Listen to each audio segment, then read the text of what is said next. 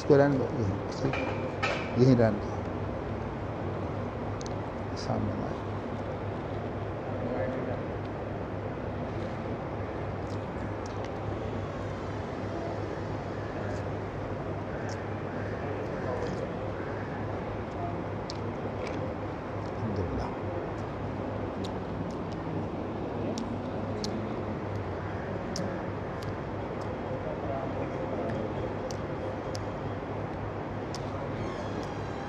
شروع کرنا جی۔ بسم اللہ الرحمن الرحیم۔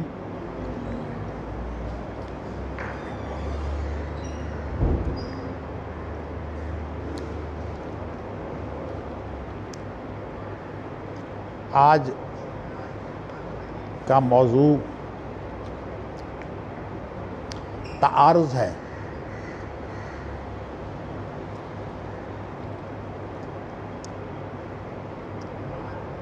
شریعت جو کتاب و سنت پر مشتمل ہے، یا دوسرے لفظوں میں جو اللہ کی وحی کے ذریعہ سے ہم تک پہنچی ہے، اس کے مکلف جو ہیں وہ نبی اکرم صلی اللہ علیہ وسلم، صحابہ کرام رضوان اللہ علیہم اجمعین سے لے کر تا قیامت آنے والے لوگ ہیں۔ ہم اس کے بارے میں جو ہے وہ بات کر رہے تھے۔ ہمارے لیے اصل حجت جو ہے وہ اللہ تعالیٰ کی ہدایت ہے۔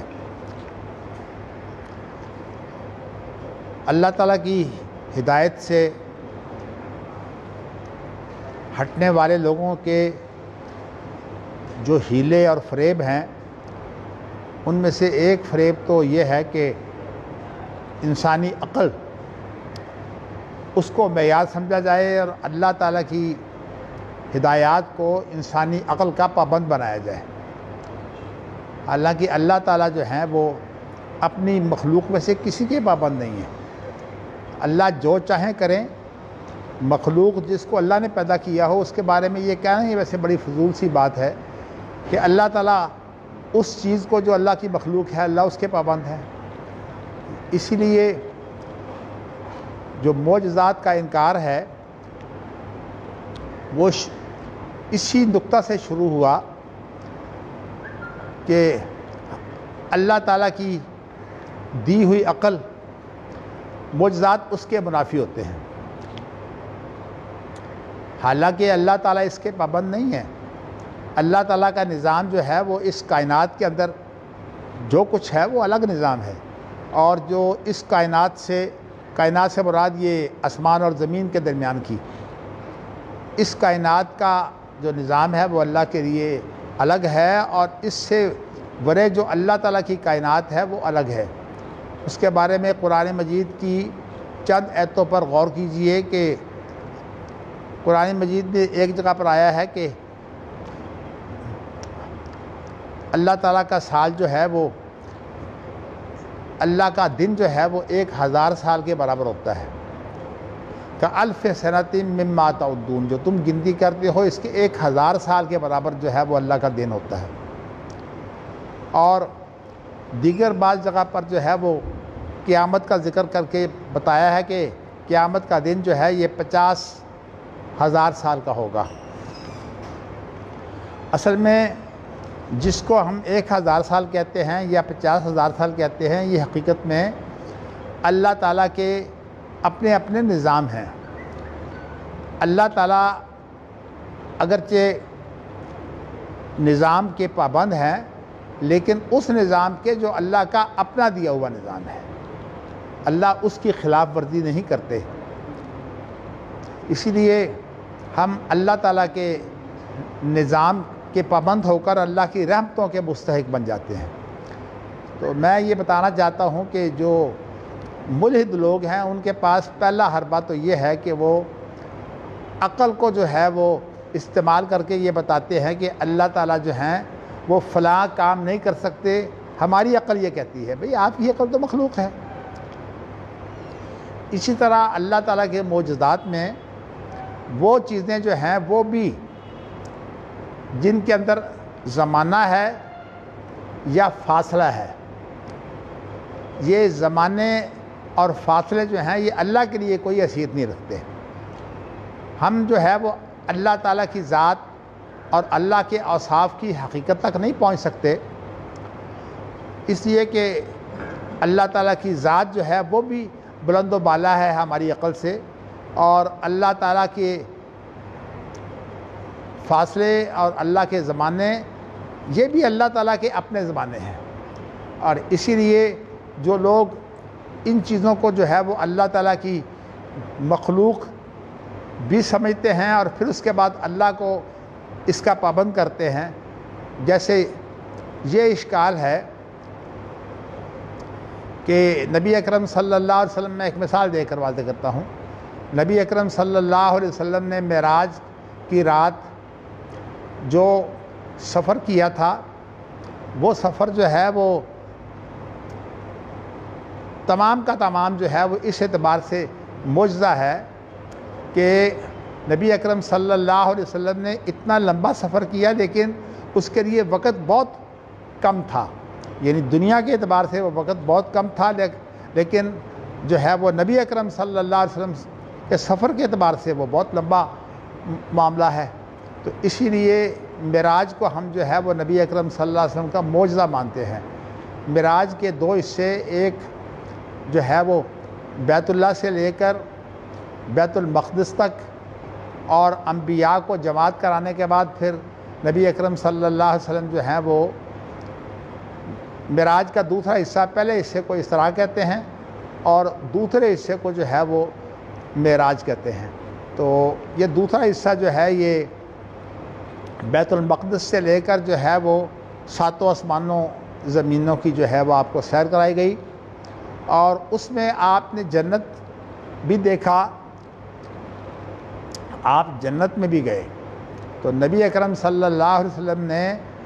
اس معراج کے بارے میں دو تین باتیں ایسی بتائیں جو واقعی دنیا میں بڑی حیران کن ہیں۔ حضرت بلال کے بارے میں بتایا کہ حضرت بلال رضی اللہ تعالیٰ عنہ جو ہیں وہ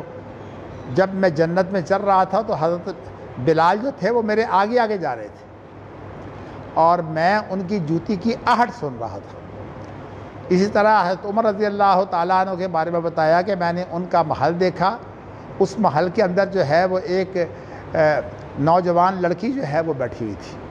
تو نبی اکرم صلی اللہ علیہ وسلم نے فرمایا کہ میں نے حضرت عمر رضی اللہ تعالیٰ عنہ کے محل میں، ظاہر ہے کہ وہ لڑکی، اس کا تعلق حضرت عمر رضی اللہ تعالیٰ عنہ کے ساتھ آخرت میں ہوگا، اس لیے اللہ کے نبی کو حضرت عمر کی غیرت یاد آ گئی اور اس لیے انہوں نے بس یہاں تک بات ہوئی ہے۔ تو میں بتانا یہ چاہتا ہوں کہ اللہ تعالیٰ انسان کو جو کچھ دیتے ہیں وہ اللہ تعالیٰ اپنی کسی مخلوق کو جو ہے وہ دوسری مخلوق کا پابند کر دیں یہ اور چیز ہے، لیکن اللہ نے وہ اس طرح پابند نہیں کی جس طرح کہ باقاعدہ اللہ تعالیٰ کی مخلوق جو ہے وہ اللہ کی پابند ہے۔ تو اس سلسلے میں میں نے یہ واقعہ جو آپ کے سامنے پیش کیا ہے، حضرت بلال کا واقعہ، ظاہر ہے کہ نبی اکرم صلی اللہ علیہ وسلم کی وفات بھی ہو گئی اور اس کے بعد تا قیامت جو وقت آنے والا ہے وہ بھی شامل ہے، اور اس کے بعد 50,000 سال کا دن جو ہے اس کے مطابق جو ہے وہ حضرت بلال جنت میں بھی داخل ہو گئے، اور جنت میں آپ جو ہے وہ نبی اکرم صلی اللہ علیہ وسلم کے آگے سے جو ہے وہ گزر رہے ہیں یا آگے آگے جا رہے ہیں۔ تو اس کا مطلب یہ ہے کہ اللہ تعالیٰ نے اس زمانے کو جو ہے وہ اتنا سمیٹ دیا کہ نبی اکرم صلی اللہ علیہ وسلم نے جو ہے وہ ایسی چیز دیکھی جو زمانے کے اعتبار سے بہت بعد میں آنے والی ہے۔ تو اس لیے چونکہ اللہ تعالیٰ اپنی مخلوق زمانے کے پابند، اس لیے اللہ تعالیٰ جو ہیں وہ جو چاہیں کریں، اور اللہ کے لیے تمام طاقتیں ہیں، ان اللہ علی کل شیء قدیر۔ اسی وجہ سے ابن حزم رحمۃ اللہ علیہ نے کچھ اشکال جو ہیں وہ پیش کیے ہیں اپنے منطق اور فلسفہ سے متاثر ہونے کی بنا پر، اور وہ اشکال جو ہیں وہ ٹھیک نہیں ہیں، اس وجہ سے کہ اللہ تعالیٰ کے لیے جو چیز ممکن ہے وہ انسانوں کی پابند نہیں ہوتی۔ میں آپ کو جو ہے وہ یہ بتا رہا تھا کہ اللہ تعالیٰ کا نظام جو ہے اس کے مطابق وحی کا سلسلہ جو ہے وہ نہایت شاندار ہے۔ اللہ نے وحی کے لیے جو انتظام کیا ہے وہ بہت اعلیٰ کیا ہے۔ قرآن مجید کے لیے اللہ کا جو نظام ہے وہ تو یہ ہے کہ باقاعدہ قرآن مجید کو نبی اکرم صلی اللہ علیہ وسلم کے دل پر اتارا ہے، اور اس کے بعد اس کو زبان پر یاد رکھنے کے لیے جو ہے وہ حضرت جبرائیل امین علیہ السلام جو ہے وہ ہر رمضان میں آپ کے ساتھ دور کیا کرتے تھے۔ نبی اکرم صلی اللہ علیہ وسلم کا یہ جو دور ہے یہ اصل میں آپ کو جو ہے وہ زبانی یاد کرانے کے لیے ہوتا تھا، ویسے قرآن مجید جو ہے وہ پورے کا پورا آپ کے دل پر جو ہے وہ اتر چکا تھا۔ تو اس طرح سے نبی اکرم صلی اللہ علیہ وسلم کو جو ہے وہ تسلی دی گئی ہے۔ تو میں نے زیادہ بات جو ہے وہ میں ادھر لے گیا تھا کہ نبی اکرم صلی اللہ علیہ وسلم نے جس طرح قرآن مجید ہمیں بتایا ہے کہ یہ اللہ کا کلام ہے، حالانکہ ہمارے سامنے تو اللہ نے نہیں اتارا، تو نبی اکرم صلی اللہ علیہ وسلم کے کہنے پر ہم اس کلام کو جو ہے وہ اللہ تعالیٰ کی کلام مانتے ہیں۔ اسی طرح جو ہے وہ نبی اکرم صلی اللہ علیہ وسلم کی جو باقی زندگی ہے وہ اللہ نے وہی قرار دی ہے، اور نبی اکرم صلی اللہ علیہ وسلم اور دیگر انبیاء کو اللہ نے معصوم بتایا ہے۔ معصوم اس کو بولتے ہیں جس کو اللہ بچانے والے ہوں۔ نبی اکرم صلی اللہ علیہ وسلم نے ہمارے سامنے جو کچھ بھی پیش کیا ہے یہ وہی ہے، اور اس کے اندر اگر کوئی ایسی چیزیں ہیں جو نبی اکرم صلی اللہ علیہ وسلم نے کافی انتظار کے بعد جو ہے اس میں اجتہاد کیا ہے، تو نبی اکرم صلی اللہ علیہ وسلم کا اجتہاد جو ہے اس کے اندر اگر غلطی واقع ہو جائے تو اللہ تعالیٰ وہ بھی درست کر دیتے ہیں۔ اس اعتبار سے نبی اکرم صلی اللہ علیہ وسلم اپنی غلطی پر قائم نہیں رہتے، تو نبی اکرم صلی اللہ علیہ وسلم کو اس طرح معصوم بنا کر تمام امت کو، جس میں آدم علیہ السلام سے لے کر جو ہے وہ حضرت عیسیٰ علیہ السلام تک تمام انبیاء بھی شامل ہیں، اور اللہ کے دیگر نیک بندے صدیقین، شہداء اور صالحین بھی شامل ہیں، اور گناہ گار بندے جو اسلام نہیں لائے وہ بھی آپ کی امت دعوت میں شامل ہیں۔ یعنی تبلیغ کے اعتبار سے آپ نے تمام کو جو ہے وہ اللہ کا پیغام پہنچایا ہے۔ اب یہ اللہ کا کام ہے کہ یہ پیغام کیسے جو ہے وہ پوری دنیا میں پھیلتا ہے، تو اللہ کا طریقہ کار جو ہے وہ اپنا ہے، اور حقیقت یہ ہے کہ وہ طریقہ کار اللہ تعالیٰ اپنے بندوں سے کام لیتے ہیں۔ انبیاء تو بہت بڑی شخصیت ہوتے ہیں، ہم بہت معمولی لوگ ہیں، لیکن قرآن مجید کے اوپر جو ہم نے کلیت القرآن کھولا ہے، اس کلیت القرآن کے اندر ہمارے ہاں جو ہے وہ عشرہ صغریٰ مکمل ہو چکی ہے، کتابت کے اعتبار سے، اپنا تصنیف کے اعتبار سے، اور اسی طرح جو ہے وہ سنانے کے اعتبار سے، تلاوت کے اعتبار سے عشرہ صغریٰ جو ہے وہ مکمل ہو چکی ہے۔ اور قرآن مجید کے سیکھنے کے لیے اور قرآن مجید کو آگے پہنچانے کے لیے دو اصطلاحات ہیں، ایک ہے تلقی اور دوسری اصطلاح ہے تلاوت۔ یہ دونوں اصطلاحات جو ہیں وہ قرآن مجید میں استعمال ہوئی ہیں۔ آدم علیہ السلام کے بعد آدم علیہ السلام کے ایک بڑے ہی نیک بیٹے ابراہیم علیہ السلام کے بارے میں کہا ہے وَإِذِ ابْتَلَىٰ إِبْرَاهِيمَ رَبُّهُ بِكَلِمَاتٍ فَأَتَمَّهُنَّ قَالَ إِنِّي جَاعِلُكَ لِلنَّاسِ إِمَامًا۔ تو ابراہیم علیہ السلام کو اللہ نے بچپن سے لے کر جو ہے وہ آخری دم تک جو ہے وہ آزمایا، تو ابراہیم علیہ السلام نے اللہ پر اتنا اعتماد کیا، اس لیے ابراہیم علیہ السلام جو ہیں وہ ہر آزمائش میں کامیاب ہوئے۔ تو اللہ تعالیٰ نے ان کے بارے میں یہ اعلان کر دیا کہ انی جاعلک للناس اماما، میں تمہیں جو ہے وہ دنیا بھر کا امام بنانے والا ہوں۔ تو ابراہیم علیہ السلام کی جو شریعت ہے یہ تمام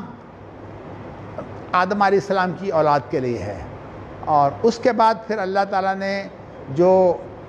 ان کی اولاد میں سے لوگ بھیجے ہیں، موسیٰ علیہ السلام، عیسیٰ علیہ السلام، ان کی شریعت جو ہے وہ تمام انسانیت کے لیے نہیں ہے، بلکہ ان کی شریعت جو ہے وہ صرف یعقوب علیہ السلام کی اولاد جنہیں بنی اسرائیل کہتے ہیں ان کے لیے ہے۔ حضرت عیسیٰ علیہ السلام جو ہیں یہ بنی اسرائیل کے آخری نبی ہیں۔ تو اس لیے عیسیٰ علیہ السلام کو بنی اسرائیل کے اعتبار سے خاتم النبیین بھی کہا جاتا ہے، لیکن عیسیٰ علیہ السلام جو ہیں قیامت سے پہلے تشریف لائیں گے، اور انہوں نے تشریف لا کر جو ہے وہ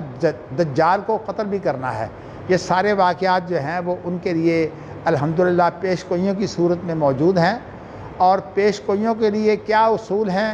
کہ ہم پیش گوئیوں کو سمجھ سکیں، اس کے لیے محدث میں ایک مضمون ہے جو ایک یہاں مذاکرہ تھا، جس کے اندر یہ بتایا گیا تھا کہ پیش گوئیوں کے متعلق کیا اصول ہیں۔ عام طور پر لوگ یہ غلطی کھاتے ہیں کہ جو وہ چیزیں ہیں جو ہم سمجھ نہیں سکتے، اللہ کی ذات، اللہ کی قدرت، اللہ کے اوصاف، یہ ہم ان کا اندازہ نہیں کر سکتے ہیں۔ لو کان البحر مدادا لکلمات ربی لنفد البحر قبل ان تنفد کلمات ربی ولو جئنا بمثلہ مددا۔ اللہ فرماتے ہیں کہ اگر تمام سمندر جو ہیں سیاہی بنا دیے جائیں، اور تمام درخت جو ہیں ان کی قلمیں بنا دی جائیں، اور اللہ تعالیٰ کی تعریفیں، اللہ کے کلمات جو ہیں وہ لکھے جائیں، تو یہ سارے کے سارے ختم ہو جائیں گے، اور ان کے ساتھ جو ہے بہت بڑی مدد بھی اگر شامل کر دی جائے تو اللہ تعالیٰ کی تعریفیں اور اللہ کے کلمات جو ہے وہ اللہ کی مخلوق نہیں لکھ سکتی۔ تو اس لیے اللہ کے بارے میں کوئی چیز حد بندی جو ہے یہ غلط ہے، یہ تصور ہی غلط ہے کہ اللہ تعالیٰ کے ساتھ اگر جو ہے وہ قرآن مجید کی تلاوت شامل ہو جائے تو اللہ تعالیٰ جو ہے وہ خود فانی ہو جائے گا۔ یہ سارے تصورات جو ہیں یہ فلسفیانہ ہیں، اور فلسفیوں کے تصورات جو ہیں وہ اس کائنات کے پابند ہیں، اور اس کائنات میں بھی فلسفے کا اور سائنس کا مسلسل ارتقاء ہے قیامت تک۔ کیا کیا تبدیلیاں ہو رہی ہیں۔ اب یہ چیزیں جو ہیں کہ پہلے آسمان پر جانا اور پھر واپس بھی آ جانا، آپ دیکھیے کہ نبی اکرم صلی اللہ علیہ وسلم جو ہیں وہ معراج میں گئے ہیں اور واپس بھی آئے ہیں۔ یہ اس وقت معجزہ تھا، لیکن آج کے دور میں اس کے بڑے بڑے حصے جو ہیں وہ معجزہ سے نکل کر جو ہے وہ کہیں انسانی طاقت کا عروج نظر آ رہے ہیں۔ آپ کو پتہ ہے کہ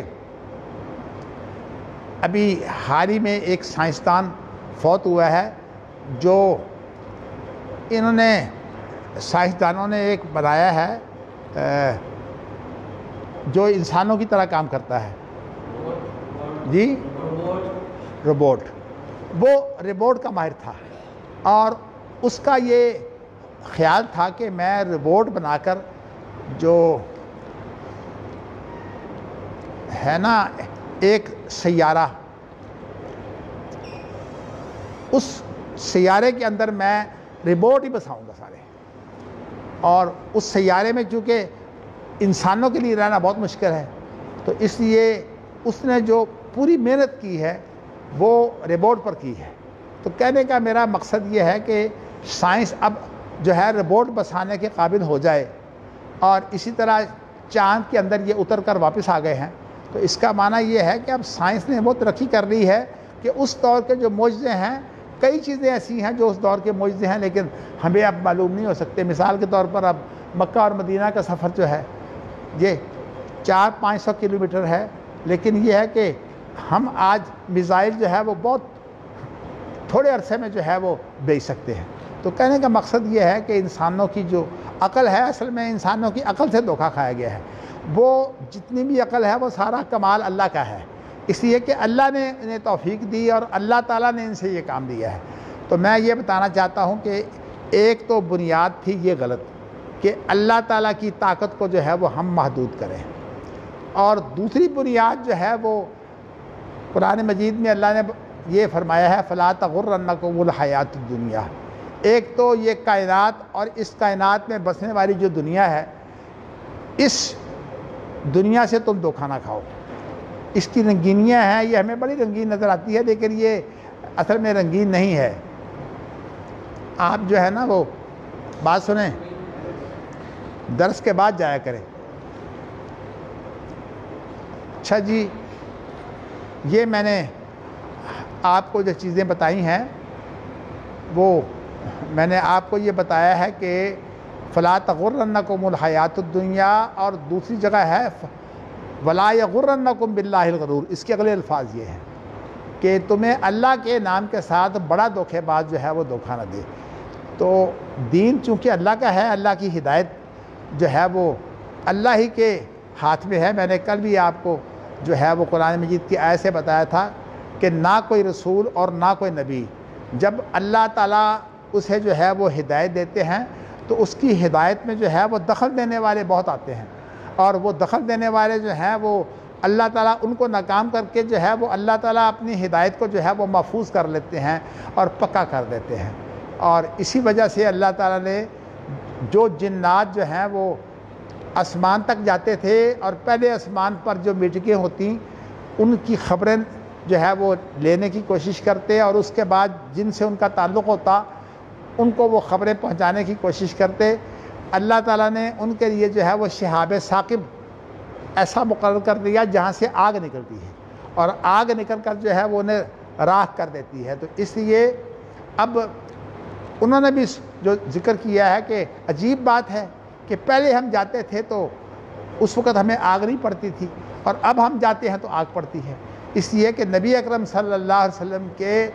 دنیا میں تشریف لانے کے بعد جو ہے وہ اللہ نے ایسے انتظامات کیے جو پہلے سے بھی زیادہ تھے۔ بارصورت میں نے آپ کو یہ بتایا ہے کہ ان انتظامات میں نبی اکرم صلی اللہ علیہ وسلم کی ساری زندگی شامل ہے، اور میں یہ بتا چکا ہوں کہ قرآن مجید آپ کی زندگی کا ایک حصہ ہے، یعنی قرآن مجید کی تلاوت کرنا ایک کام ہے، اور قرآن مجید کی تلاوت کے علاوہ نبی اکرم صلی اللہ علیہ وسلم کی پوزیشن یہ ہے کہ ایک قرآن مجید جو ہے مدینہ منورہ میں اترتا تھا، اور ایک قرآن مجید جو ہے وہ مدینہ منورہ کی گلیوں میں چلتا پھرتا تھا، یعنی نبی اکرم صلی اللہ علیہ وسلم جو ہیں وہ چلتے پھرتے قرآن ہیں۔ حضرت عائشہ سے کسی نے پوچھا کہ نبی اکرم صلی اللہ علیہ وسلم کا اخلاق و کردار کیا ہے، تو کہا وَإِنَّهُ لَعَلَىٰ خُلُقٍ عَظِيمٍ، اور اس سے پہلے جو آیت ہے وہ یہ ہے کہ نبی اکرم یہ جو ہے نا کہ نبی اکرم صلی اللہ علیہ وسلم کا جو خلق ہے وہ جو ہے وہ عظیم بھی ہے، اور اس کے علاوہ جو ہے وہ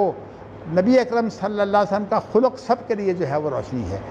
اور اسی طرح کہا کہ لَقَدْ كَانَ لَكُمْ فِي رَسُولِ اللَّهِ أُسْوَةٌ حَسَنَةٌ، کہ تمہارے لیے جو ہے وہ اللہ کے رسول میں وہ نمونہ ہے جو بہترین نمونہ ہے۔ تو کہنے کا مقصد یہ ہے کہ نبی اکرم صلی اللہ علیہ وسلم کی زندگی میں سب سے پہلے جو ہے یہ رکھنا ڈالنے کی کوشش کی گئی کہ ایک مخصوص زمانے کا جو فلسفہ تھا اس فلسفہ کے ذریعے اس کی تعبیرات کرنے کی کوشش کی گئی، اور وہ لوگ جو ہے وہ گمراہ ہو گئے۔ اس سے جو بڑے بڑے گمراہ فرقے ہوئے ہیں میں ان کا آپ کو جو ہے وہ نام بتا دیتا ہوں بڑے بڑے فرقوں کا۔ ایک تو ان کے جو بابا ہیں، یعنی سب سے بڑے جو ہیں وہ تو ہیں جہمیہ۔ جہم بن صفوان نے جو فلسفہ سے متاثر ہو کر جو ہے وہ یہ کوشش کی تھی کہ اللہ تعالیٰ کے بارے میں، الہیات کے بارے میں جو ہے وہ بہت سی ایسی وضاحتیں کرے جو کتاب و سنت میں موجود نہیں ہیں۔ تو جہم بن صفوان جو ہے یہ سب کا باپ ہے، اور اس کے پیچھے جو لوگ آئے وہ معتزلہ آئے، اور معتزلہ کے پھر شاگرد خاص ہیں جو اشعریہ ہیں اور ماتریدیہ ہیں۔ یہ بتاؤں کہ اشعریہ کے رد کے لیے خود ابو الحسن اشعری جو ہیں ان کی اپنی کتاب موجود ہے ابانہ، اور جو عقیدہ اس وقت جو ہے وہ سمجھا جاتا ہے کہ وہ اشعری عقیدہ جو ہے یہ شاید اہل سنت کا عقیدہ ہے، خود ابانہ جو ہے اس کی تردید کرتی ہے۔ اب دوسری بات جو ہے وہ بہت اہم ہے کہ میں نے آپ کو یہ بتایا تھا کہ جس چیز کا مشاہدہ ہوتا ہے اس مشاہدے کے بعد اگر ہم ذرا گہرائی میں چلے جائیں،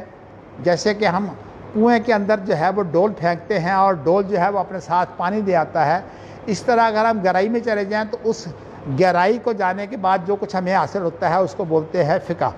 لیکن یہ گہرائی میں جانے کے لیے جو طریقے ہیں ان طریقوں کو بولتے ہیں مناہج اجتہاد یا اصول اجتہاد۔ اور میں نے آپ کو جو بات بتانی ہے وہ یہ ہے کہ اصول شریعت میں قرآن مجید اور سنت، کتاب و سنت جو ہیں یہ وہی ہیں، اور جو اس میں سے وہی ہیں وہ اصول شریعت ہیں، اور وہ ہمارے لیے شریعت ہے، اور جو چیز ان میں سے وہی نہیں ہے وہ ہمارے لیے شریعت ہی نہیں ہے۔ اسی لیے نبی اکرم صلی اللہ علیہ وسلم کے بارے میں یہ بات قرآن مجید کی سورۃ نجم میں واضح فرما دی ہے، وَمَا يَنطِقُ عَنِ الْهَوَىٰ إِنْ هُوَ إِلَّا وَحْيٌ يُوحَىٰ، یعنی نبی اکرم صلی اللہ علیہ وسلم کی پوری زندگی، اس میں آپ کا خلق کردار بھی شامل ہے، یہ ساری کی ساری جو ہے یہ وہی ہے، اور اس لیے نبی اکرم صلی اللہ علیہ وسلم جو ہیں وہی کی پیروی کرتے ہیں، یہ کسی اور خواہش کی پیروی نہیں کرتے، اس لیے کہ انہیں حکم ملا ہے ثم جعلناک علی شریعۃ من الامر فاتبعھا، کہ ہم نے تجھے جو ہے وہ ایک شریعت پر جو ہے وہ رکھا ہے، تو اس شریعت کی پیروی کر، ولا تتبع اہواء الذین لا یعلمون، اور تو ان لوگوں کی خواہشات کی پیروی نہ کر جو علم نہیں رکھتے۔ مطلب یہ ہے کہ تیرے پاس وحی کا علم ہے، اس لیے تو نے جو کچھ کہنا ہے اس وحی کی روشنی میں کہنا ہے، اور اگر خدا نہ خواستہ نبی اکرم صلی اللہ علیہ وسلم انسان ہونے کے ناطے کہیں کوئی لغزش ہو جائے تو وہ لغزش جو ہے وہ اللہ تعالیٰ درست کر دیتے ہیں۔ میں بیان کر چکا ہوں کہ یہ آپ کی عصمت ہے اور اسی لیے آپ کو معصوم کہا جاتا ہے، لیکن یہ بات آپ سن لیں کہ عصمت جو ہے یہ صرف نبی اکرم صلی اللہ علیہ وسلم کو حاصل ہے، بڑے سے بڑے صحابی کو بھی عصمت حاصل نہیں ہے، اور چونکہ مسلمانوں میں سیاسی اختلافات کی وجہ سے حضرت علی رضی اللہ تعالیٰ عنہ کے جو لوگ زیادہ گہرے ساتھی تھے، یا ان کے بعد جو ہے وہ حضرت علی رضی اللہ تعالیٰ عنہ کی اولاد میں خاص طور پر حضرت حسین کی اولاد میں، حضرت حسن کی اولاد میں جو ہے وہ امام نہیں ہیں، وہ حضرت حسن چونکہ انہوں نے صلح کر لی تھی امیر معاویہ سے، اس لیے ان سے ناراضگی ہو گئی ہے، اب ان کی اولاد میں امام ہی کوئی نہیں ہے، حالانکہ نبی اکرم صلی اللہ علیہ وسلم نے یہ وضاحت فرمائی کہ جو 12واں امام ہے وہ حضرت حسن کی اولاد میں سے ہے۔ تو بہرصورت میں یہ بتانا چاہتا ہوں کہ حضرت حسین کی اولاد میں سے بنائے ہیں سب کے سب، اور ان سب کو جو ہے معصوم قرار دے دیا ہے۔ اب ان کی دیکھا دیکھی، شیعہ کی دیکھا دیکھی جو ہے وہ سنیوں نے بھی سوچا کہ ہماری سنت بھی وسیع ہونی چاہیے، تو ان کو ایک لفظ مل گیا علیکم بسنتی وسنت الخلفاء الراشدین، اب کہ میری سنت بھی لازم پکڑو اور جو ہدایت یافتہ خلفاء ہیں ان کی سنت بھی لازم پکڑو۔ اب اس سے جو ہے وہ جو معصوم ہیں وہ صرف شیعہ کے امام نہیں ہیں، بلکہ یہ معصوم جو ہیں یہ ہمارے امام بھی ہیں، اور ہمارے اماموں میں اور حضرت حسن نے جب امیر معاویہ سے جو ہے وہ صلح کر لی ہے تو کہتے ہیں کہ اس کے بعد جو ہے وہ خلافت راشدہ ختم ہو گئی۔ تو اب صورتحال جو ہے وہ یہ ہے کہ حالانکہ حدیث میں آتا ہے کہ امام مہدی خلیفہ راشد ہوں گے، اور اگرچہ پیش کوئی تو نہیں ہے لیکن تعریف کے اعتبار سے لوگوں نے جو جانچا ہے اس میں بنو امیہ کے جو خلیفہ ہیں عمر بن عبدالعزیز وہ بھی خلیفہ راشد ہیں، تو اس کا معنی یہ ہے کہ خلیفہ راشد کا درجہ جو ہے وہ کوئی خاص نہیں ہے، خلیفہ راشد پر وحی نہیں ہوتی، تو اس لیے یہاں سنت سے کیا مراد ہے میں یہ آپ کے لیے واضح کرنا چاہتا ہوں۔ یہاں سنت سے مراد یہ ہے کہ انہوں نے جس طریقہ سے حکومت کی ہے، اصل میں خلفاء راشدین وہ ہیں جنہوں نے نبی اکرم صلی اللہ علیہ وسلم کی طرح جو ہے وہ حکومت کی ہے۔ نبی اکرم صلی اللہ علیہ وسلم کی جب وفات ہو گئی تو حکومت کا جو شعبہ ہے یہ جو ہے وہ خلفاء کو دے دیا گیا، اور اس میں سب سے پہلے حضرت ابوبکر صدیق رضی اللہ تعالیٰ عنہ ہیں،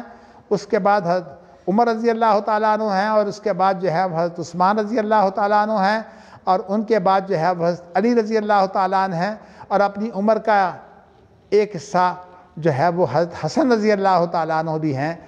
یہ خلیفہ راشد ہے، اور خلیفہ راشد کا معنی یہ ہے کہ ان کی خلافت علی منہاج النبوہ ہے، یعنی خلیفہ راشد جو ہے وہ ہوتا ہے جس کے لیے وہی تو جو ہے وہ معیار حق ہے،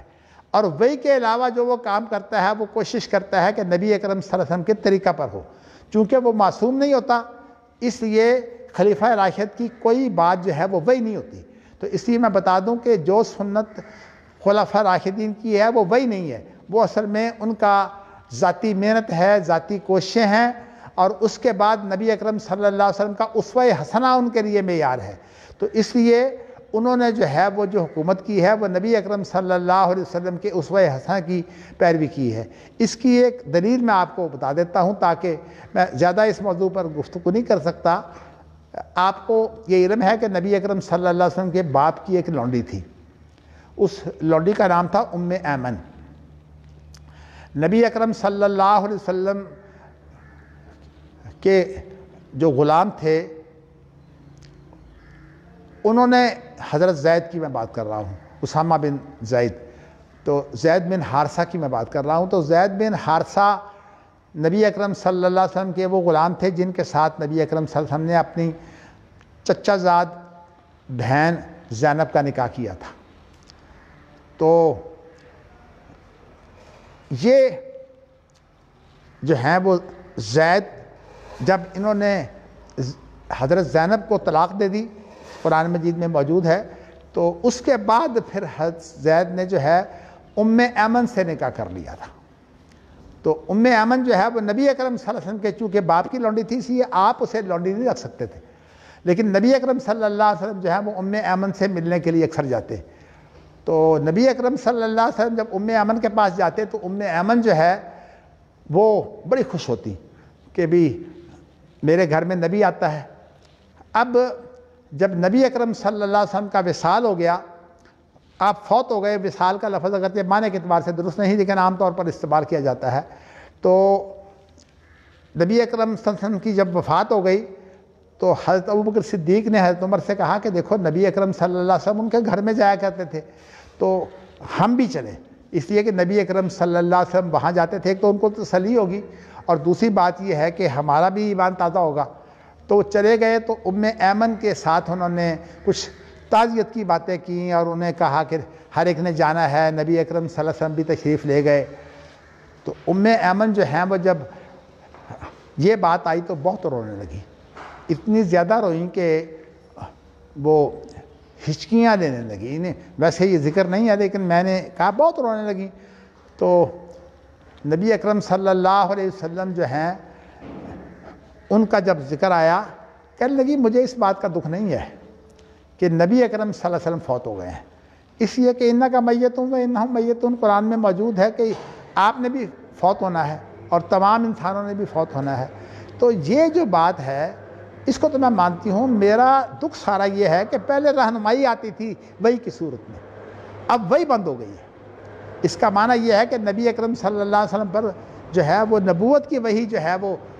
ان کے ساتھ ہی بند ہو گئی. اس سے میں آپ کو یہ بتانا چاہتا ہوں کہ حضرت ابوبکر صدیق کو، حضرت عمر کو، عثمان کو اور علی کو جو ہے وہ وحی نہیں ہوتی تھی. تو کہنے کا مقصد یہ ہے کہ پھر سنت کا لفظ کو استعمال کیا ہے. سنت سے مراد ان کی حکومت ہے اور خلافت علی منہاج النبوہ جو ہے اس سے مراد ہے سنت. تو وہ سنت الخلفاء الراشدین کا معنی یہ ہے کہ انہوں نے جس طرح حکومت کی ہے آپ بھی اس طرح حکومت کریں. آپ یہ بتائیے کہ جب ان کا انتخاب مخصوص نہیں تھا، یعنی باقاعدہ ان کہنے کے بعد جو ہے وہ معصوم بن جائے، یہ بات تو نہیں ہوتی. ایک آدمی جو ہے وہ ہمارے جیسا ہوتا ہے، بعد میں وزیر اعظم بن جاتا ہے، بعد میں صدر بن جاتا ہے، تو کیا اس کے پاس جو ہے وہ کوئی روحانی علم آ جاتا ہے؟ نہیں. ان کے ساتھ جو ہے وہ صحابہ سے خلفاء راشدین کا فرق صرف اتنا ہے ملی، اور خلفاء راشدین جو ہیں وہ نبی اکرم صلی اللہ علیہ وسلم کے خلیفہ رہے ہیں. تو اس لیے ایک بات سمجھ لیجئے کہ نبوت جو ہے وہ دائمی ہے، اور خلفاء راشدین جو ہیں انہوں نے جو حکومت کی ہے جس طریقہ سے کی ہے وہ منہاج النبوہ ہے.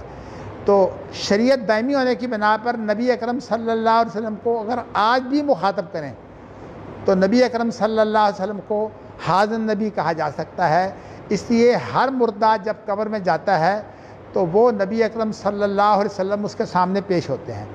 کس طرح پیش ہوتے ہیں ہمیں اس کیفیت کا علم نہیں ہے، لیکن کوئی رستہ جو ہے وہ برزخی طور پر جو ہے وہ کھل جاتا ہے. برزخی زندگی وہ ہے جس کی ہم تعبیر نہیں کر سکتے، وہ ہماری اس دنیاوی کائنات سے الگ ہے. تو نبی اکرم صلی اللہ علیہ وسلم کو سامنے کر کے کہا جاتا ہے کہ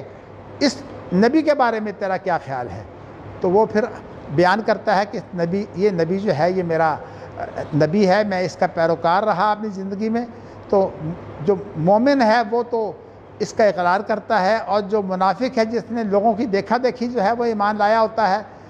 تو وہ کہتا ہے کہ مجھے پتہ نہیں، سمعت الناس یقولون شیئا فقلتہ، میں نے لوگوں سے سنا کہ وہ ایک بات کہتے تھے کہ یہ رسول ہے، میں نے بھی رسول کہہ دیا. تو معنی یہ ہے کہ نبی اکرم صلی اللہ علیہ وسلم کے ساتھ قلبی تعلق بنانا بڑا ضروری ہے، ورنہ انسان جو ہے جہاں اسلام اور کفر کی بات ہے یہ تو ہمارے اعتبار سے ہے، لیکن جہاں تک ایمان اور نفاق کی بات ہے یہ انسان کی اندرونی کیفیت کے اعتبار سے بات ہے. تو اس لیے ایک مقابلہ ہے ایمان اور کفر کا، یہ تو ظاہری طور پر ہے، اور ایک ہے جس طرح کہ ایمان جو ہے وہ ایک باطنی چیز ہے، اس طرح جو ہے وہ یہ چیز بھی جو ہے یہ باطنی ہے۔ تو نبی اکرم صلی اللہ علیہ وسلم کے بارے میں ہم بھی جو ہے وہ ایک اقرار کرتے ہیں اور یوں جو ہے وہ باور کراتے ہیں جیسے نبی اکرم صلی اللہ علیہ وسلم ہمارے سامنے ہیں، اس لیے کہ یہ جو خطاب ہے نا یہ محسوس مبصر کے لیے ہوتا ہے، جس کو محسوس کیا جا سکے اور جس کو دیکھا جا سکے۔ تو نبی اکرم صلی اللہ علیہ وسلم کے بارے میں جو ہے وہ ہم تشہد کے اندر اقرار کرتے ہیں، السلام علیکہ ایھا النبی، السلام علیکہ ایھا النبی۔ ہم اب یہ تشہد میں اقرار کر کے تو کیا کہتے ہیں؟ ایھا النبی، اے نبی۔ اگرچہ السلام علی النبی یہ بھی ثابت ہے، لیکن ہمارا جو زیادہ اس پاکستان ہندوستان میں جو ہم پڑھتے ہیں وہ السلام علیکہ ایھا النبی پڑھتے ہیں ورحمۃ اللہ وبرکاتہ۔ تو نبی اکرم صلی اللہ علیہ وسلم کی نبوت چونکہ دائمی ہے، اس لیے نبی اکرم صلی اللہ علیہ وسلم کو اس طرح سے مخاطب کیا گیا ہے، لیکن نبی اکرم صلی اللہ علیہ وسلم سے ہمارا کوئی وہ تعلق نہیں ہے جو دنیا میں انسانوں کا انسانوں سے ہوتا ہے۔ میں انشاءاللہ اس مسئلے کی تشریح تو آ جائے گی جو میں بخاری کا حصہ پڑھانے والا ہوں۔ انشاءاللہ پرسوں سے ہم بخاری کا وہ حصہ شروع کریں گے جن کے اندر بخاری نے جو حقائق بیان کیے ہیں اور جن اعلیٰ مرتبہ حدیثوں سے بیان کیے ہیں، میں ان کی انشاءاللہ تعالی جو ہے وہ ان کو کھولوں گا انشاءاللہ۔ آج مجھے جو چیزیں اس طرح بچ گئی ہیں ان کو آپ کے سامنے بیان کرنا ہے۔ تو اس میں میں نے جو آپ کے سامنے بات بیان کی ہے وہ یہ ہے کہ خلافت جو ہے وہ اس کا تعلق نبی اکرم صلی اللہ علیہ وسلم کی زندگی سے ہے، اس لیے خود نبی اکرم صلی اللہ علیہ وسلم کو خلیفہ کہنا یہ بات غلط ہے۔ میں انشاءاللہ مولانا مودودی کی جو یہ غلطی ہے اس کی انشاءاللہ وضاحت کروں گا کسی وقت، لیکن میں آپ کو بتاؤں کہ نبی اکرم صلی اللہ علیہ وسلم خود خلیفہ نہیں ہے، اور اسی لیے جب ابوبکر صدیق کو جو ہے وہ خلافت ملی ہے تو انہیں کہا گیا کہ انت خلیفۃ اللہ، آپ تو اللہ کے خلیفہ ہیں۔ کہا میں اللہ کا خلیفہ نہیں ہوں، میں تو نبی اکرم صلی اللہ علیہ وسلم کا خلیفہ ہوں، اس لیے کہ اللہ کے لیے خلافت ہو ہی نہیں سکتی۔ میں نے اس وقت مسئلہ بیان کر دیا لیکن اس کی توجیحات میں آپ کو پھر کہوں گا۔ اچھا، ایک بات جو خاص طور پر حدیث پاک کے بارے میں ہے میں چاہتا ہوں واضح ہو جائے۔ ہمارے علم حدیث کے اندر جو ہے وہ ایک چیز یہ پائی جاتی ہے کہ جو صحابہ کی گفتگو ہے قول اور فعل، اس کو بھی جو ہے وہ سند کے ساتھ اس کا اہتمام کیا گیا ہے کہ صحابہ سے بھی جو چیزیں ثابت ہیں وہ سند کے ساتھ ثابت ہوں، اور اسی طرح جو تابعین سے چیزیں ثابت ہیں وہ بھی سند سے ثابت ہونی چاہیے۔ اور میں آپ کو بیان کر چکا ہوں کہ اس وقت جو چیز سند سے ثابت نہیں ہے صرف مشہور ہو گئی ہے، اور وہ کیا؟ وہ ہے فقہ۔ جو بڑے بڑے اماموں کی فقہ ہے کوئی اس کی سند نہیں ہے، حتیٰ کہ امام ابو حنیفہ کے بارے میں کہا جاتا ہے کہ ان کے تمام شاگرد جو ہے وہ ان کے ساتھ بیٹھتے تھے، حالانکہ اگر جائزہ لیں تو ان کی عمریں ہی ایسی ہیں کہ وہ امام ابو حنیفہ کے ساتھ بیٹھ نہیں سکتے۔ میں اس تشریح میں نہیں جاتا، لیکن چونکہ فقہ حنفی جو ہے اس کے اندر اصل فقہ پہلے جو ہے وہ تیار کی گئی ہے، اور اس کے بعد پھر اس کے اصولوں کے ذریعہ سے قرآن مجید اور سنت کا جائزہ لیا گیا ہے۔ اس لیے حنفی فقہ جو ہے وہ خود حنفیوں کے کہنے کے مطابق جو ہے وہ صرف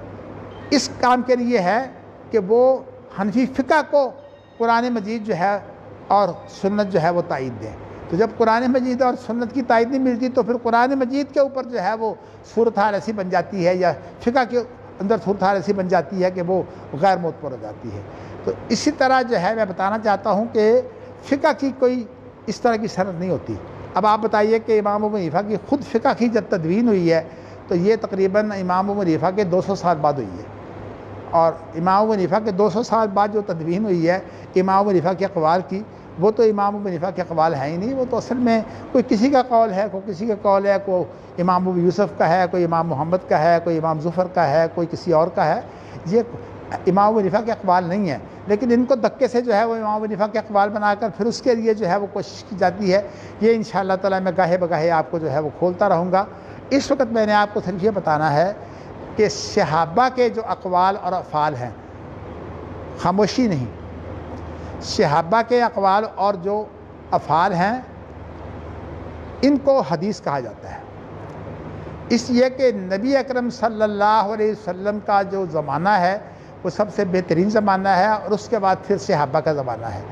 اور پھر اس کے بعد تابعین کا زمانہ ہے۔ یہ خیر القرون ہے، یہ تو پکے خیر القرون ہیں۔ تبع تابعین کے بارے میں صحیح حدیث سے ثابت نہیں ہے، لیکن بعض دیگر دلائل سے لوگ ثابت کرتے ہیں کہ وہ بھی خیر القرون ہے۔ لیکن میں آپ کو بتانا چاہتا ہوں کہ جو پکی بات ہے ہم اس کو لیتے ہیں کہ خیر القرون جو ہے وہ تابعین تک ہے۔ تو 3 زمانے جو ہیں یہ بہترین زمانے ہیں۔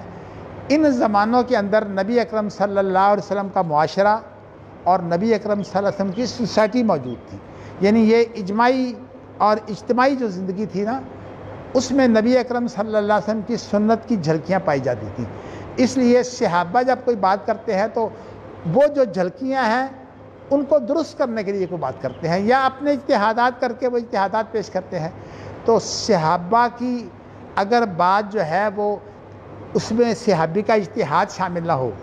اور وہ بنی اسرائیل سے متعلق جنہوں نے پوری انسانیت کی جو ہے وہ تاریخ بیان کی ہے اس میں سے بھی نہ ہو، بلکہ قرآن مجید کی وہ تشریح ہو، تو وہ حدیث مرفوع سمجھی جاتی ہے۔ یہ اسی لیے اصول بن گیا کہ وہ حدیث مرفوع ہے۔ تو صحابہ کی جو موقوف حدیث ہے جس میں یہ ثابت نہ ہو وہ حدیث موقوف ہوتی ہے، لیکن اس کو حدیث اس لیے کہا جاتا ہے کہ اس میں بہت بڑا امکان ہوتا ہے کہ نبی اکرم صلی اللہ علیہ وسلم کی زندگی ہو، اور آپ کی زندگی میں انہوں نے جو کام دیکھا ہے وہ انہوں نے کیا ہے۔ اسی لیے بعض چیزیں جو ہیں وہ مرفوع حدیث سے ثابت نہیں ہیں، جیسے کہ عید کی تکبیریں جو ہیں یہ صحیح مرفوع حدیث سے اس طرح ثابت نہیں ہیں، یہ صحابہ کرام سے جو ہیں وہ ثابت ہیں۔ تو اس لیے جو ہے وہ ہم عید کی تکبیریں جو ہیں وہ بعض صحابہ کی جو ہے وہ بعض کو دیکھ کر کہ انہوں نے زیادہ زوردار ان کے دلائل ہیں، تو اس لیے انہوں نے پھر ہم جو ہے وہ طریقہ اپناتے ہیں جو سنت کے زیادہ قریب ہے۔ اس طرح اور بعض مسائل بھی ہیں۔ میں کہنا یہ چاہتا ہوں کہ صحابہ معصوم نہیں ہوتے، اور دوسری بات یہ ہے کہ صحابہ کی زندگی کے بارے میں احتمال ہوتا ہے کہ وہ اللہ کے نبی کی بات ہو، اس لیے اسے حدیث کہہ دیا گیا ہے، اور اسی طرح تابعین کی زندگی میں جو ہے وہ احتمال ہوتا ہے کہ وہ نبی اکرم صلی اللہ علیہ وسلم کی زندگی ہو، تو ان کو بھی جو ہے وہ حدیث کہا گیا ہے، لیکن اس کے لیے نام الگ ہے۔ وہ بھی اسی طرح تابعین کے اقوال اور تابعین کے افعال اس کو کہا جاتا ہے حدیث مقطوع۔ تو اصطلاح کے اندر حدیث مقطوع جو ہے وہ تابعی کے قول کو اور فعل کو کہتے ہیں۔ جو لفظ منقطع ہے یہ اور قسم کی حدیث ہوتی ہے جس میں سند ٹوٹی ہوئی ہو، اس کو بولتے ہیں منقطع حدیث۔ تو یہ جو بات ہے اس وقت میں نے آپ کو بتائی ہے، یہ اصل میں صحابہ کے اقوال اور افعال جو ہیں، چونکہ صحابہ کے اقوال اور افعال جو ہیں وہ تبع تابعین کی زندگی میں جو تدوین کا دور ہے یہ تقریباً مکمل ہو گئے تھے، تو اللہ تعالیٰ کا نظام یہ تھا کہ تابعین تک جو ہے وہ معاشرہ باقی رہے۔ اس لیے امام مالک رحمۃ اللہ علیہ جو مدینہ کا معاشرہ ہے اس کو بہت اہمیت دیتے تھے۔ تو یہ تو میں نہیں کہتا کہ امام مالک جو ہیں وہ مدینہ کے اجماع کو حجت دیتے ہیں، یہ بات تو درست نہیں ہے، بلکہ امام مالک رحمۃ اللہ علیہ جو ہے وہ باقاعدہ مدینہ کی جو زندگی ہے اس کو بہت اہمیت دیتے تھے۔ اگرچہ لوگوں نے یہ بات بھی مشہور کی ہوئی ہے کہ امام مالک رحمۃ اللہ علیہ جو ہے مدینہ میں جوتی نہیں پہنتے تھے، ممکن ایسا ہو تو، لیکن کوئی سند اس کے لیے پکی نہیں ہے۔ تو میں بتانا یہ چاہتا ہوں کہ امام مالک جو ہیں وہ مدینہ منورہ میں جب بیٹھتے اور اپنے سبق کے اندر یہ کلمے بھی دہراتے کہ ما من احد الا وقولہ مقبول او مردود علیہ الا صاحب ھذا القبر، اس قبر کے حامل نبی اکرم صلی اللہ علیہ وسلم کے علاوہ دنیا میں کوئی ایسا شخص نہیں ہے جس کی ساری باتیں مانی جائیں اور ساری باتیں جو ہیں وہ چھوڑ دی جائیں، حتیٰ کہ شیطان کی بھی ساری باتیں نہیں چھوڑی گئی۔ ایک دفعہ اس نے کسی صحابی کو ابو ہریرہ کو جو ہے وہ آیت الکرسی سکھا دی، تو وہ بات بھی ہم مانتے ہیں۔ تو کہنے کا مقصد یہ ہے کہ ہم یہ دیکھتے ہیں کہ بات درست ہو۔ حضرت علی کہتے ہیں کہ اعرف الحق تعرف الرجال، حق کو پہچان لے،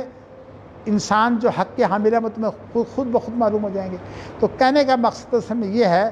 لیکن بڑی عجیب بات ہے کہ اگر کوئی بات ہو سکتی تھی تو چلیے نبی اکرم صلی اللہ علیہ وسلم کو تو آپ نے چھوڑا تھا، آپ جو ہے وہ صحابہ کی تقلید کر لیں۔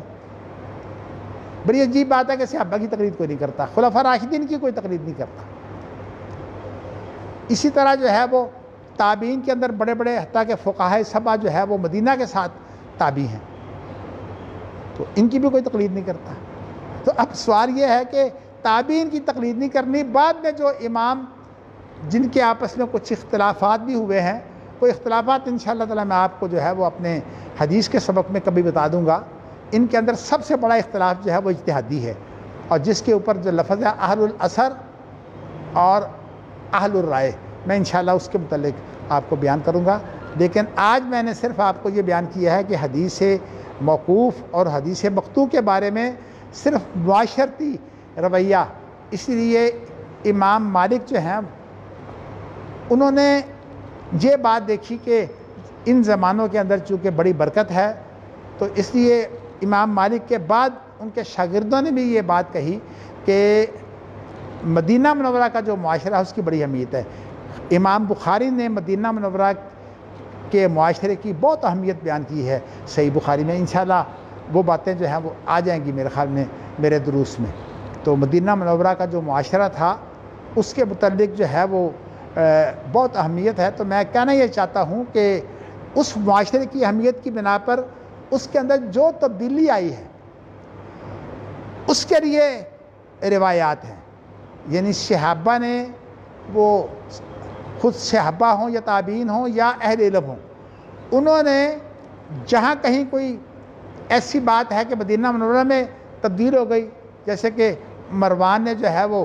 منبر رکھ کر جو ہے وہ جماعت کرائی ہے، تو صحابہ نے اس کا اعلان جو ہے وہ رد کیا ہے۔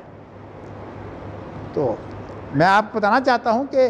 لیکن یہ ہم نہیں کہہ سکتے کہ مدینہ منورہ کا معاشرہ جو ہے وہ حجت تھا، لیکن امام مالک جو ہے وہ مدینہ منورہ کے معاشرے کو اہمیت دیتے تھے۔ تو اس بنا پر امام مالک نے بھی خود روایات کے ذریعے سے مدینہ منورہ کے معاشرے کی اصلاح کی ہے، اور دیگر جو تھے ائمہ علماء انہوں نے بھی جو ہے وہ اس معاشرے کے ذریعے سے جو ہے مدینہ منورہ کی روایتیں کی ہیں، اور روایتیں وہ ہیں جو اس معاشرے کے اندر جو کمی بیشی پائی جاتی تھی وہ روایتوں کے ذریعے سے جو ہے وہ درست ہو گئی ہے۔ گویا کہ روایتیں اس معاشرے کو معیاری بنانے کے لیے ہیں۔ اب بتائیے کہ غامدی نے تو کہا ہے کہ معاشرہ نبی اکرم صلی اللہ علیہ وسلم سے لے کر آج تک کا جو معاشرہ ہے، ملحدین کا اور منافقوں کا معاشرہ جو ہے وہ سارے کا سارا حجت ہے۔ انا للہ و انا الیہ راجعون۔ اور معاشرے کے علاوہ جو باتیں جن میں اختلاف ہے، کہا یہ ساری کی ساری جو ہے وہ کچھ بھی نہیں ہے۔ لیکن اس معاشرے کو جو نبی اکرم صلی اللہ علیہ وسلم کا معاشرہ ہے اور جو صحابہ کا معاشرہ ہے اور تابعین کا معاشرہ ہے، اسے بھی تسلیم نہیں کرتا۔ کہتا اس نے ایک لفظ بنایا ہے تواتر عملی، یعنی تعامل اس طرح چلا آیا ہے ہمارے تک۔ آپ بتائیے کہ ہمارے تک تعامل چلا آیا ہے؟ آج کون کون سی بڑی بڑی تبدیلیاں ہو رہی ہیں۔ اب یہ کورونا آیا ہے، آپ بتائیے کیا کچھ ہوا ہے اس کورونا میں؟ بیت اللہ کے اندر، مسجد نبوی کے اندر کیا کچھ ہوا ہے؟ اب سعودی عرب کے اندر جو ہے وہ صرف وہ لوگ حج کر سکیں گے جن کے پاس اقامہ ہے یا جو سعودی ہیں۔